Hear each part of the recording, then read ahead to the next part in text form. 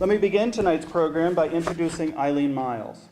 Eileen's most recent project is the libretto for the opera Hell, which has been performed in numerous cities, including LA and New York, and will be back in New York this fall. She's published numerous collections of poetry, including Skies and On My Way, as well as Cool for You, a novel. She is currently working on a novel called The Inferno.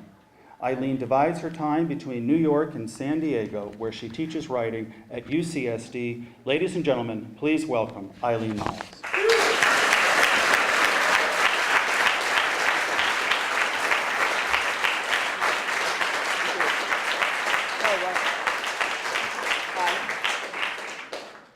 Excuse me while I get clipped. It's like a maxi clipping tonight. So, hi, how great. This is really terrific. It's incredible to read with Michael, really fun, and just to be here in P-Town and to read you guys. And couldn't be better. And wait a second. Can I move? Yeah. So, I'm kind of in finishing mode. Like, I just finished, like, I'm gonna get, like, electrocuted. It'll be like that poet who was killed by sonic waves. I just finished a book of poetry which is called Sorry Tree. So like sorry, like apologizing to the tree. And I've done a lot of apologies, but this is a new one. And I also finished. I'm really close to finishing a novel called The Inferno that I've been working on for a few years. So I'm going to read a handful of poems, and then a piece from the novel. So I'll start with the poems. April 5th. You realize you have no pants on as you're walking down to the pool. I have no pants on, I say, in this very unattractive poem. Your hair is wetly matting your pubic bone and upper thighs. I have to get something, I tell my companion. And look, there are dogs. Maybe this was just before as I'm playing over the keys of my fading dream. One dog's really nice, little. The other dog, poised on a landing, is bigger, and I get mad. This one is for you. I'm turning wildly, looking for newspaper. I realize I'm in one of those dreams. I've just showered, everything's perfect. When I say, let's go to the pool, and you agree, the warm pool in this mysterious public country that has no head, no future. I have no pen, I'm in bed, the shame of nakedness, how mad the dogs made me. The world is inside out, sounds on the street, now gone, and my new neighborhood coming into sight as the headless country full of meaning. And you were there with me in my problem, always naked, fading truth. I've got a whistle, it's good, it's good. Okay, I shall continue. I want a low moan before it's over. It's like,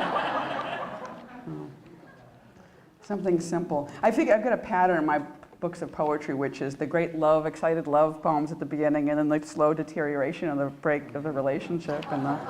So this does both of those. I guess I'm doing the latter part of it. Something simple. Thursday has not made its mark. A week is inscription, a belt somewhere. Your steps are riveted in my head. I am sympathetic to all that's lost, the dog's bells, the shit pours from the side of the house. All that's lost is memory. London couldn't have been so bad in the fog, for instance, today, hot and cold. Now, there's something about bad pens that gives an air of absolute insincerity to everything. Their caps off and their caps laying around too, like shitty disciples to the mess. I'm sorry I need to stay in my fog and dictate these details to no one, like a dog outside bipping up going, no mommy, I hear. Dictator of the mess, secretary of a dog's clicking nails with float across our sea like degrees. Along a thermometer, laying flat numbers, ushering everything into a room. I can see, do you hate me now? Darling, I want nothing but this endless flow of getting loose, then holding my bed alone on the couch and it's you. Oh, I'm sorry, then holding my bear alone on the couch and it's you. My bed, that was, okay. That was later. Scribble. Just let me get these flowers, wrinkled, not going away. Remember our party? Or Lynn? Lynn liked you so much. See her piece in the Times? You humming while I write? Is it love? This must be punishment. You whistling now, my blonde, my punishing blonde. Don't go. The deaf man said, one tiny little star, and that was God, he said. Okay, let's talk. Now I'm grooving on that baby. San Diego poem.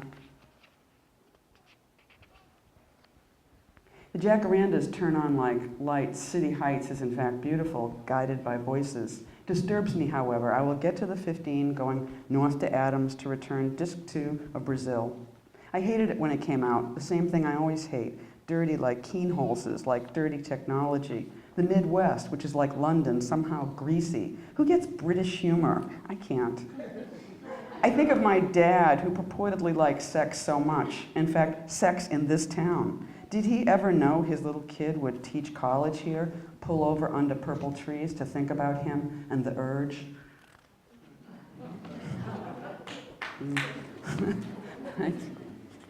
The frames.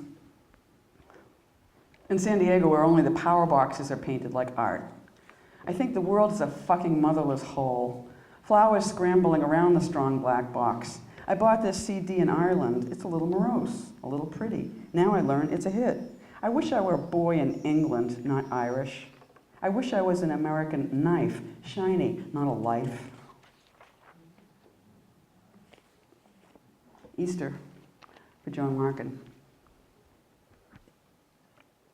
There was a bird on my sill this morning, stone sill, dark gray bird, and then it bumped against my window and flew in. It was freaked, turned around and tried to fly out, crashed. The bird's face was huge, vanished into my tiny apartment. Where? No bird under the bed, no bird in the kitchen. Wham! Bird flies out of nowhere, then shooting out dizzy into the white day. Cigarette girl. A long raindrop, more of a tear, fell from an awning or a nail, hit the top of a roof, and hit my neck inside my coat. I don't know how it got in so perfectly and struck my flesh, my warm white neck, on a rainy night in winter. I almost sent this to you. She wanting to move on. If I spoke another language, I'd break into it now. There's nothing lonelier than a lonely American. My limits contract and expand. I grab the white handle of my speech like it's an umbrella, and I shake it free of words. Empty American balloon, holy smoke. Looking out at the street, it's nothing to know you. Puff. God. Okay, this one, I taught here last summer, and I sort of tortured my workshop making them write sestinas. And I tried to make it sweet by like, write a dirty sestina. So they wrote some amazingly slutty poems in this, and read them in this room. But what it was all about was that, in fact, I was, somebody had asked me to write a sestina, and I'd never written one. And so, and I was heading into New York to go to the RNC and all the demonstrations and stuff. So I kind of tried to kill two birds with one stone and wrote this for that. So it's called To Hell. And weirdly, everything I'm doing right now, I mean, I guess this is obviously in the culture, everything I do, I'm doing an opera called Hell, which in fact is going to be next spring in New York. So if any of you guys are going to be in New York, it starts March 30th at PS 122, and I am going to direct, so this will be very interesting. But I'm writing a novel called The Inferno. Hell just keeps coming up everywhere. So I don't think I'm alone, though. I'm not sure who I walk with in America today. I miss you, my imagined accomplice, while we're moving among men. One man stands up and says his daughter's gay. Like, we didn't know that, she says. He thinks it's so great. We can't think it's so wonderful, being lied to for years. We've accomplished bright cynicism, then struggle for love. We flounder, we fail. The elephant eliminates the confusions of love. Love probably didn't need a war, couldn't eat, is rolling on waves today. The city is emptying. The elephants have been planning their party for years. I'm heading into it, New York, my home, bursting with men. Conservative women heading downtown to see a cross made of girders. Great. Jesus marked this city, threw planes at it. Face it, those pilots were gay. We're going to make a constitutional amendment against them for being gay. Gay to hit buildings, to want to meet in great numbers, being no one, love. Moving like an angry sunflower, wanting bandages, space, something great. I want to live here feeling celebrated for breathing open today. I want to show you complicated dyke love, construct a poem about women and men. In my country, there's a basic responsibility to struggle, and not for years. To walk away, to turn around seeing you and progress and be loving your smile for years. Sometimes I think there's complication with men, but I'm probably gay. Gay to be glad to keep expressing and knowing the impossible hopes of women and men. I would want to learn more, be firmer, open up, revolutionize love streaming. A house on a hill is pretty, but there's something rhapsodically fine today. Stay here while the American ship is moving and rocking, vincible, great. My moment alone in front of everyone is hopelessly great. I don't have to wonder where I'm going this time or this year. I don't have to wonder whose group I'm in today. Certainly the people who always think the public problem is theirs are gay. When the moment comes to move like trees to free the city I love, I don't know John Kerry, and we can name that feeling Buddhist for the next 4 years. The pond reflects the sky. If the highway curls, it's gay. A public moment, a political moment is what's possible today. We trust more than men. Something's eating our years. The uneven horizon's great, and of course she's gay. The buildings are falling in love, and we opened his eye today.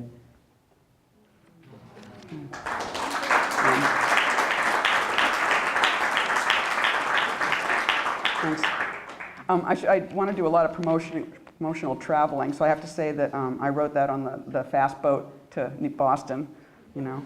Which I just last summer read, if you guys read Bob Dylan's Chronology, his autobiography, it is so amazingly great. It's an incredible book. But in it he said something about how important it was about to write on a vehicle, how, you know, trains and planes and boats, and how that really affected the writing, which I found incredibly true.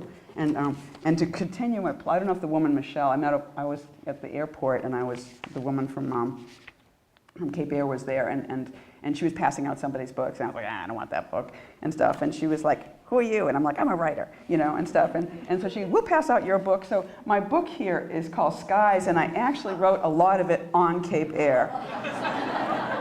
And it was the result of bitching, because my then girlfriend was an incredible consumer, and Cape Air lost my luggage. And I just thought, I'm going to take a page from her books, like complain fish, you know, they lost my luggage, you know, and stuff. And so they gave me 10 free flights. And so then I just like ended my poem Skies, writing all my poems up in the air. So if Cape Air is here, pass the book out, give me more free flights. I'll keep. It's still a possibility. So this, I'm going to read a little piece from my novel, and that's it for me. And so the novel's called The Inferno, and it's in 3 parts, and which we all seem to be wild about these days. And so it's, you know, the first part is in The Inferno, the hell of being a female poet, and the middle part is called Heaven, and it's about how to write a poem, and it's like a bait and switch. It's like how to become a lesbian too, and the third part, which is called Drops, and it's basically purgatory, and it's like the career of the poet, you know. So I kept trying to make them, since I only write autobiography, but I call it fiction, and my main character is always Eileen Myles, which has often been a problem with publishing. That's not a novel. No, I was like, yes, it is. Because we all lie, all writers lie. So what I tried to figure out how I could make the last section be different kind of autobiography. So then I was like, so I thought I want to write a biography, and I thought, a grant application. So this is basically a career narrative in which the poet is pleading for money. And so in it, she then tells the story of her career. So this is the beginning of that career narrative, Eileen Myles. In the final section of my novel, The Inferno, which coincides with Dante's Purgatorio, I concern myself with the career of the poet. I've named this section Drops because of an experience I had when I first began my life as a writer. I read an ad in the New York Times looking for people to pick apples upstate during harvest. At the time, I was making a meager living working at a bar, so I decided to get up the next morning and go to Milton, New York to find work. I figured at the very least the trip would give me something to write about. I was about 24 or 25. I set my alarm and overslept and missed the first bus. I refused to speed up and was sitting in the tub smoking a cigarette when I realized I had just missed the second one as well. I got on the 10:45. I sat next to a woman who slipped out her Newports at the same time as I was producing my pack of Gaulois. Where'd you get those, she asked. Here, I shrugged, indicating New York City, and we both laughed. She lived upstate. I told her what I was doing, and she nodded silently. I'm going to Marlboro, she said. Milton's right after me. You just get off right after me. And she gave me a protective nudge. When she was getting off the bus, she performed an elaborate mime with her face of winking and pointing to let me know it was soon. Since I was already looking out the window in a continual dream, her excessive help was actually necessary. I did get off, and I walked into a little store right there. Excuse me, I said to the man behind the counter who wore a baseball cap. There was a woman standing beside him, and she had on a tight, slightly tattered cowboy shirt. Both of them were smoking. The guy said, but his body didn't move. I'm looking to get work picking apples, I told them. My hair had been recently cut short, and this morning I had put on a light blue work shirt and a pair of jeans, and I wore deck shoes on my feet, red ones. I probably looked more like I was going to Nantucket than to work in the harvest. Probably I believed I was going to be singing folk songs for a few weeks. I wouldn't make a lot of money, but I would have a different experience of work. You a boy or a girl? The guy stubbed his cigarette out and grinned at the woman. Her face was impassive. Girl, I replied. At this moment, the woman decided to talk to me. You probably do your best going to Hepworth. They're up the road, but Conn's is even closer, and they hire people too.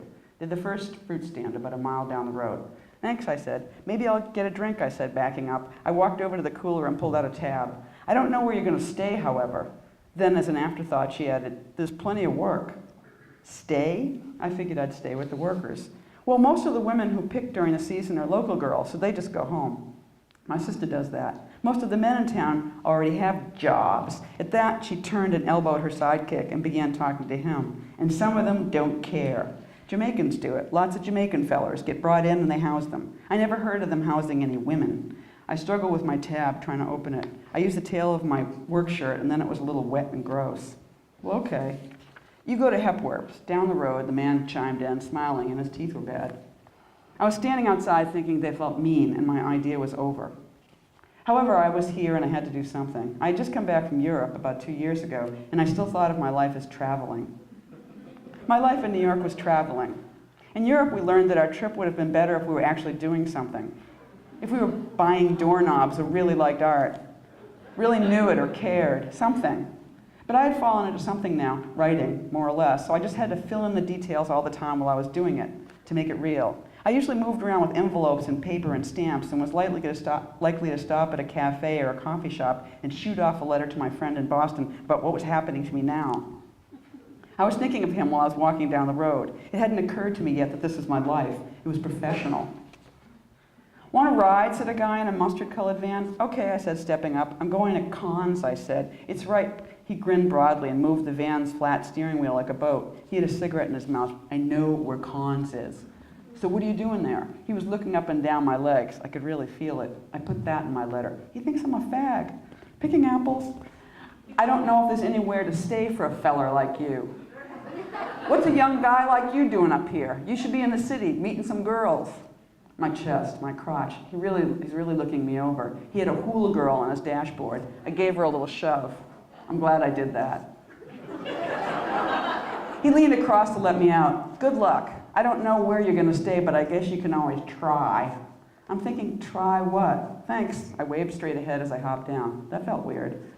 Do you hire people to pick apples? I was in a slightly nice fruit stand. The man working there couldn't seem to focus on where I was standing. He wiped his mouth with his sleeve as if he was eating something. Which people? Excuse me, I'm finishing my lunch. Me, I want to pick apples. Where are you from? The city. The city. And you want to pick. We're all set. We get our local girls. We're not that big an operation. You should go to Hepworth. You know Hepworth? I do. You do. Well, I heard of them. That's good, he said, turning to his sandwich. Yeah, go to Hepworth. I'll do that. Do you have any of that maple candy? I was thinking when I went to the country with my mother on Sundays, we would get that maple candy. I love that candy.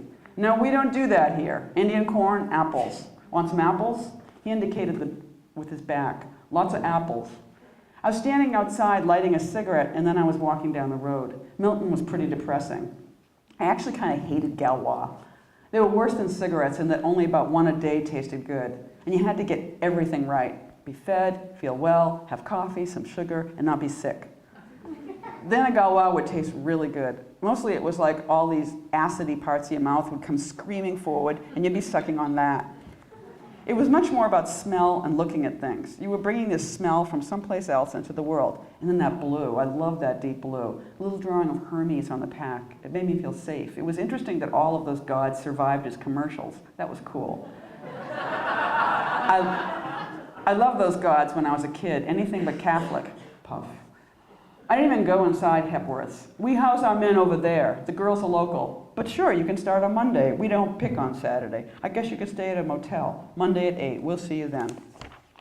Whenever I keep walking through something that I know isn't going to happen, I feel like I have a really thin mask on. Like I have a nylon stocking pulled over my head.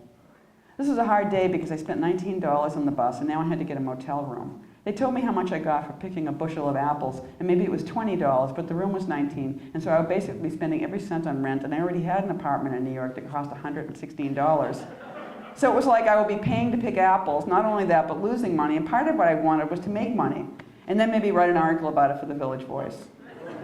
I needed to make money. I remember in Europe the kids turning up their noses at us going to French restaurants and eating escargot, and they were living on granola. And they were always the same kids later wiring home for money. I was not them. And also, I was not leaving my home in the morning to pick apples. I was not a local woman with a child. I don't know how the men from Jamaica got here. I did not come on a boat. I paid for my own bus ticket. I did this to myself. There was a bar next to the motel. I remember sitting in the bathroom, which was knotty pine and cold with the window open.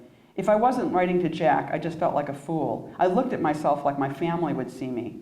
I didn't look like a woman or a man, and I didn't live here or anywhere. And Hepworth, I asked, what are drops?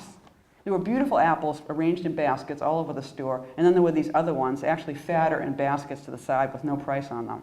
Just what it sounds like. No one picks them. They just fall. Take some. They're good apples. People just don't like the idea, but they're good. I stuffed 3 in my bag. I took 4. After the bar, I went and got another 3. It was getting dark in Milton, and the bar felt a little scary. I didn't tell people anymore I was there to pick apples. By the time Monday came, I would have been broke. I was kind of broke now, after lunch and breakfast and 2 bus tickets and 3 drinks, sitting in the bar writing letters. I was lying on my skinny bed in Rogers Motel where I wouldn't live, and I ate the apples one by one. That was my dinner, except for peanuts in the bar. I was thinking it was 560 calories. I was sick of them by the time I had 3, but there was nothing else to do, so I kept biting and swallowing, and I got them all down, and finally I fell asleep.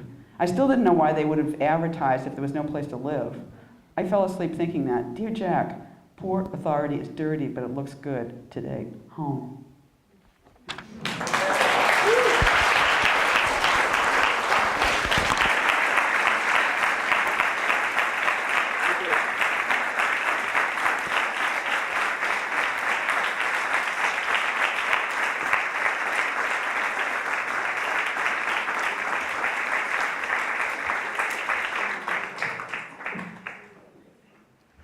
Thank you, Eileen. Our next presenter this evening is Michael Cunningham. Michael's novels include A Home at the End of the World, Flesh and Blood, The Hours, and most recently, Specimen Days, which was published this past June. In 1999, The Hours won the Pulitzer Prize as well as the PEN/Faulkner Award. A collection of essays about Provincetown, Land's End, A Guide to Provincetown, was published in 2002. Michael, a Work Center Fellow in 1980, has long been an active member of our writing committee and presently serves on our Board of Trustees. Ladies and gentlemen, please welcome Michael Cunningham.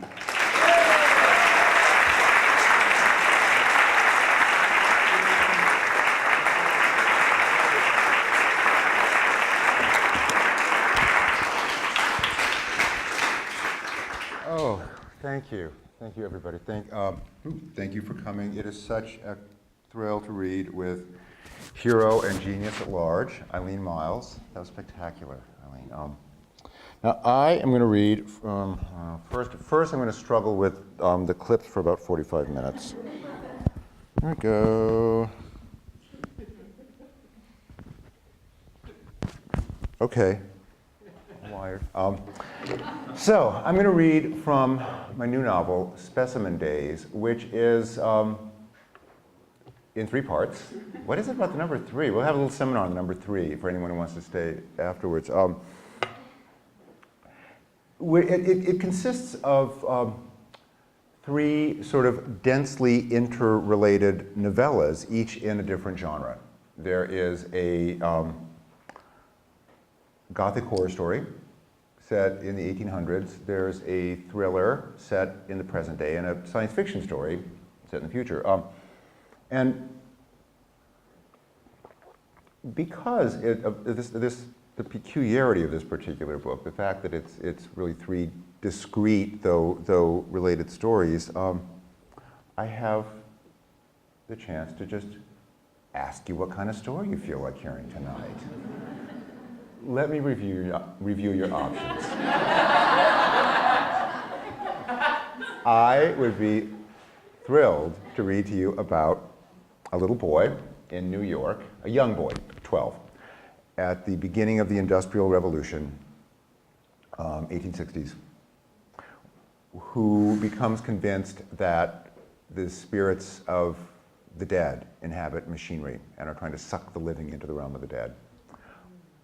Or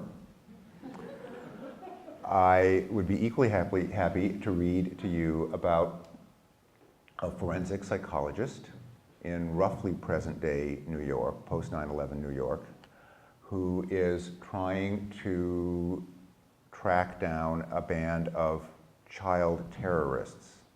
I mean, children who are terrorists, who walk up to random strangers and blow themselves and the other person up. Or, you know, there's really just no other way to put this. Or I could read to you about a cyborg in love with a 4.5-foot tall lizard woman. It is my first attempt at interspecies love. My first non-human character. And I don't know, what feels right on this night in... Katerina, the science fiction? Are we up for it? Oh, God bless you. I love you. People are so nervous about science fiction. Great. Give me just a moment to find a good spot. You know, this does require a little bit of background information. This story, which is called Like Beauty, takes place about 150 years in the future and concerns a man who is a sort of a discontinued prototype of a sort of human, a manufactured human who was meant for long-term journeys into space, from which people would not return. They wanted to send something sort of charismatic and person-like out there, but without a soul, and it didn't work out. But these people, they're called simulos, are running around, they're being tracked down and eliminated, like the faulty products that they are. In this imagined world, we have also finally made contact with our first inhabited other planet. And to our collective surprise, it turns out that all of our fantasies about more advanced civilizations have been untrue. The people on this planet are more poor and wretched than anyone on Earth. And once the Earth ships arrive, are desperate to move to the Earth, where they are given the lowest possible jobs and hated by everyone. So she's from the planet Northea. He's a simulated person. And they have, in this section, sort of picked up a very strange 12-year-old boy from a Christian commune. And they're on a journey across the country. It's a lot of information, I know, but that's it.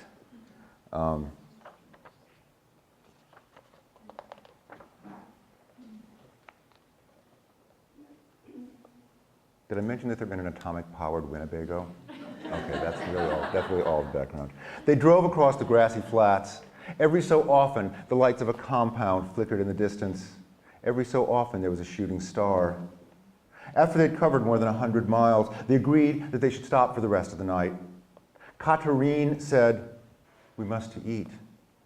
"Love to," Simon answered. "If you happen to see a cafe out here." "I find," she said. "What do you expect to find exactly?" "Animals here, yes." "Some. Maybe. They say some of the hardier specimens are still around. Squirrels, raccoons, rats." She said, "I go. I look." "You're telling me you think you can catch something out there?" "I look." "By all means." Katerine slipped out of the truck's cab and seemed to vanish instantly among the trees. Simon and Luke got out too. They strolled, stretching their limbs. Overhead, among the branches, stars were manifest. Luke said, "I bet she's a good hunter." Simon thought of her talons. He thought of her teeth.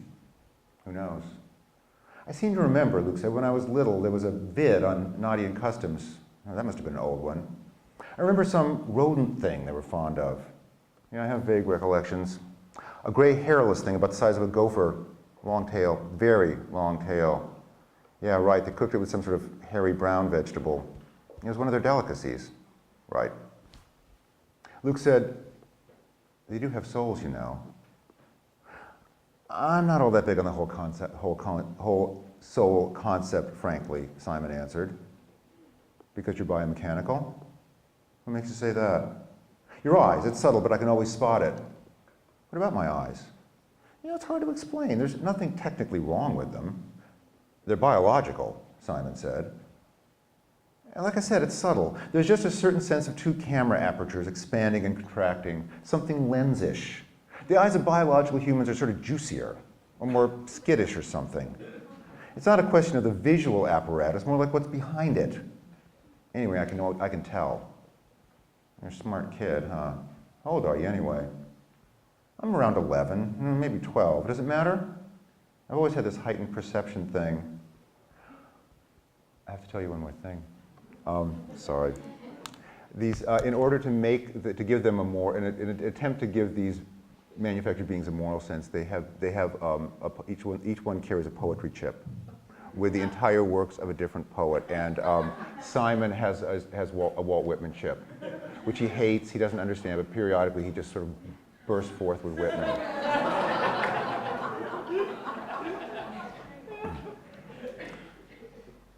Luke said, I've always had this heightened perception thing. Through me, many long, dumb voices, Simon said.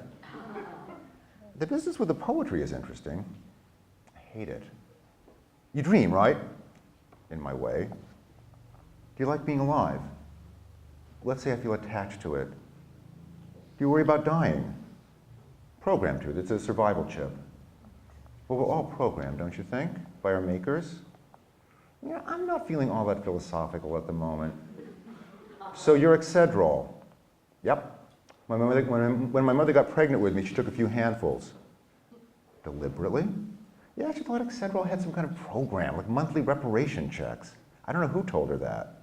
She intentionally took a drug that would deform her child. Well, what can I say? She was always looking for a scam. She was that kind of person.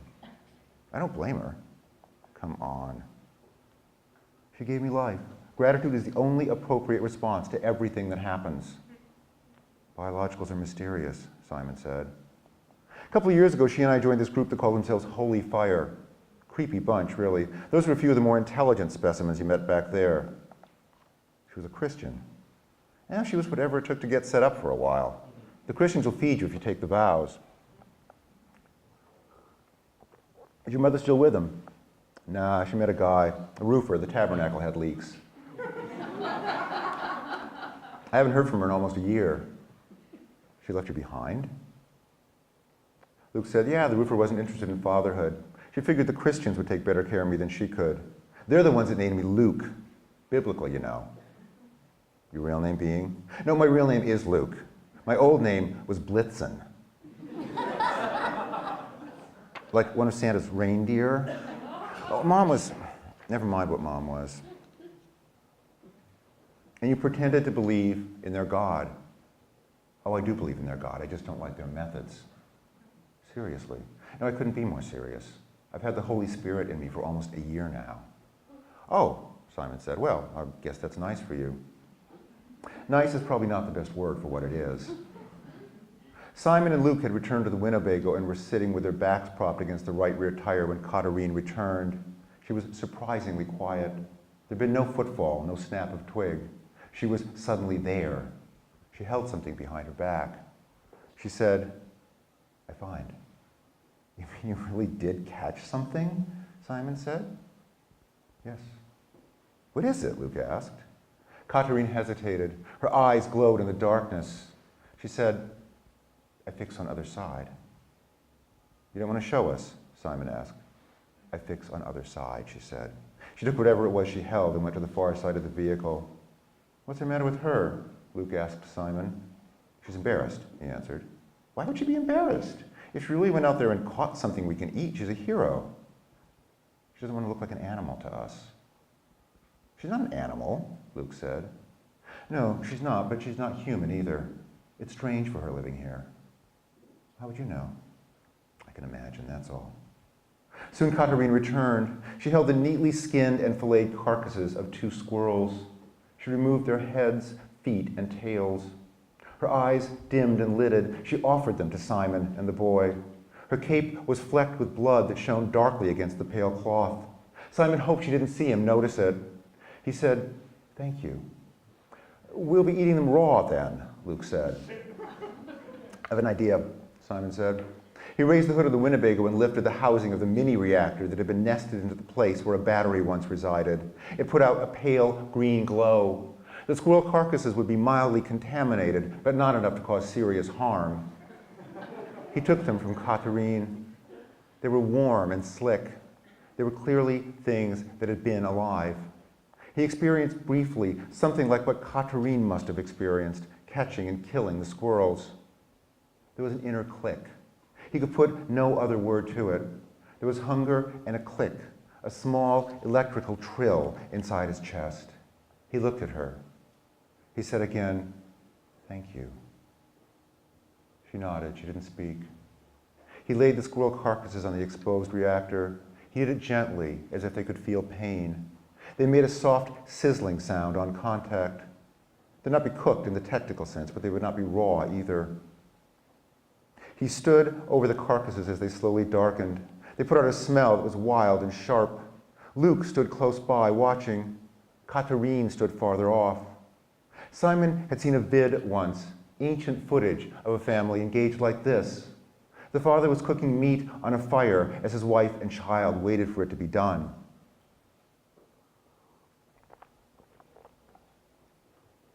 They drove again at dawn.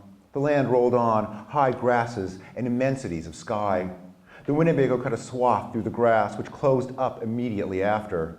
They left no trace behind. White fists of cloud roiled overhead, massing and dissolving. It all looks pretty normal, Luke said. Yeah, hard to know, isn't it? Simon gazed out the windshield. I mean, did cloud look like this before? Was the sky this shade of blue?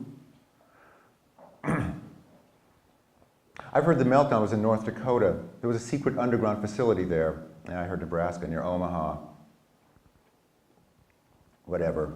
You know, some people think the evacuations weren't necessary. Other people think it's still not safe. Do you think there's been an election, Luke said. I've been wondering. Yeah, I think so. The laws seem to have changed. I heard one of the presidents has been put in jail. I heard the other president converted. Well, there you go.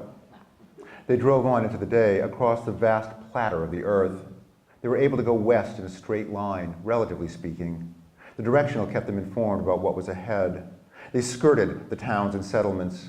They had to curve around the occasional stand of trees, but for mile upon mile there was nothing but fields that had once been grazing land or cropland and were now gone to grass. They saw deer. They saw coyotes, always at a distance, tawny spots in the green immensity, watching them from afar. The larger animals were coming back then. On the second night, they stopped the Winnebago atop a modest rise overlooking a pond that was bright as a circle of mirror in the fading light. It gave back the brilliant lavender of the evening sky, a rippled and deepened version, as if the water were a skin of pale purple light. Simon said, "I could use a bath." "We all could," said Luke. They went to the edge of the pond. Gnats and flies hovered over the water's surface. It had a smell, iron and something else, an odor Simon could identify only as wetness. He said, "Hard to say whether it's toxic or not." By way of an answer, Katerine slipped off her cape, strode into the water, and dove with the same alarming quickness that enabled her to stalk and kill small animals. She simply stood at one moment on the bank, and at the next was only a discarded cape stained by animal blood. The black dot of her head surfaced 20 yards out. "She's not worried," Simon said. "Well, me neither," Luke said, though there was no conviction in his tone. Simon and Luke got out of their clothes. Luke lifted his fetish necklace over his head, shrugged off his bathrobe. He paused naked at the water's edge. Simon noticed Luke's pink smallness, the twists and concavities of his body. Unclothed, he resembled the skinned carcasses of the animals Katerine hunted. He went with a whoop into the water, throwing up droplets of spray. Simon stood ankle deep. He thought for a moment that his circuits were seizing up again. He felt the first intimations of chill and languor. But this, it seemed, was something else. This was a new sensation. It seemed to arise from the pure strangeness of finding himself at the edge of a circle of water, quite possibly polluted, with a lizard woman and a deformed boy. It was something that moved through his circuits, like shutdown, but not quite, a floatier sensation, vaguely ticklish, an inner unmooring, like what preceded sleep. "Come on," Luke called. Luke dove in. The water was warm on its surface, cold below. He swam out to Katerine and Luke. Luke said, "This feels so good, I don't care if it's toxic." Katerine floated on her back so effortlessly that it seemed she did not swim at all, but was simply held by the water, propelled by it, as an otter or muskrat would be. They were swimmers then, the Nodians. In the water, she looked wilder than she ordinarily did. She looked wilder and more true. She had a creaturely inevitability. Simon understood. He thought he understood. She would be feeling the layer of warm water floating on the cold, the sensation of skimming across a shallow bowl of purple light surrounded by a darkening world as the first of the stars came out. She would be disappearing into this just as she disappeared into her dream states, her lizard songs. Simon was the first to get out of the water. He stood naked on the bank, letting the air dry him, and watched as Katerine and the boy emerged. Katerine, naked, was all sinew, with thin, strong arms and legs, tiny breast buds, and a small, compact rise of bony, squarish pelvis. Who was the sculptor? Giacometti. She looked like a sculpture by Giacometti. She stood a moment in the shallows as the boy scrambled up the bank and got back into his robe. She turned and looked out at the water. Simon understood that she took intense pleasure in this, the water and the darkening land. He knew she was reluctant to leave it. He watched her. She was a thin, black shape against the pond and the sky. She was, he thought, happy. She was suddenly and unexpectedly happy, or whatever she would call it if Nodians had a term for happiness. "Beautiful," he said. He was not entirely sure what he meant by the word at that particular moment. It seemed almost like a new greeting he and Katerine had agreed to exchange, a variation of common language, newly encoded. She turned back at the sound of his voice. She was startled and shy. There was something about her at that moment. He couldn't describe it. There was perhaps no term for it in human language. He could not give it a name. He said instead, "How beautiful and perfect are the animals. How perfect is my soul. How perfect the earth and the minutest thing upon it." Thank you.